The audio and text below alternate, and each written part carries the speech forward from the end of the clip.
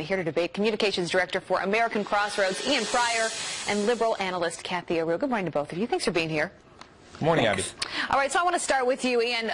You think about this time with the inauguration a week from today, normally a time when the country accepts the election results, try to start coming together regardless of where you fall politically.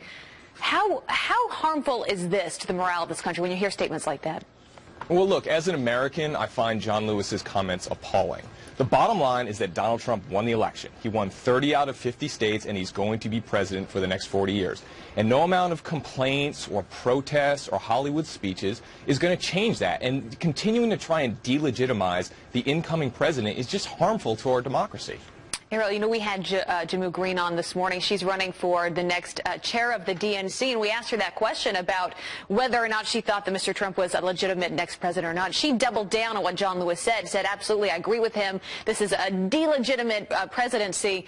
You do wonder what that means for the Democratic Party going forward, because is that a winning message? They had a really rough year, lost elections up and down the ballot. Is that really the message they should be sending right now?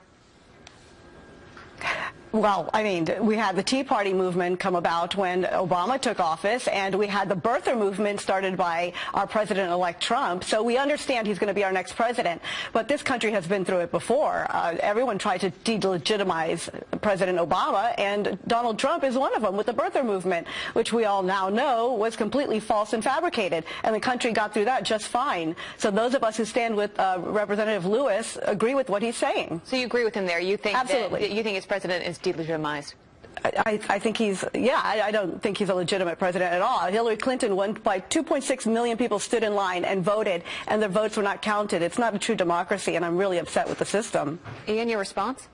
Well, look, I understand that Democrats want revenge, right, for the attempts to delegitimize Obama, just like there were attempts to delegitimize George W. Bush. But I said as an American, I'm appalled by it. As a Republican, I encourage every Democrat out there to follow John Lewis's lead, because the more you delegitimize Trump, the more you delegitimize his supporters, and even push lukewarm to ambivalent Trump supporters more firmly into his corner. And as a result, Democrats are going to continue to get shellacked every 2nd November at the polls. But Trump hasn't earned our following. He hasn't earned the fellowship of Kathy, he's not even in office yet. I mean, why not say, you know what, let's just give this man a chance? I mean, he hasn't even had the chance to show you what he's going to do. Well, from what I've seen, the press conference, from what I saw from the press conference, he was not legitimate. He was telling people that they were rude. He was saying things as if he's just a child, a petty child at a playground. This is not a president. This is just a reality star that happened to become president. I don't see it as legitimate at all. The voters disagreed.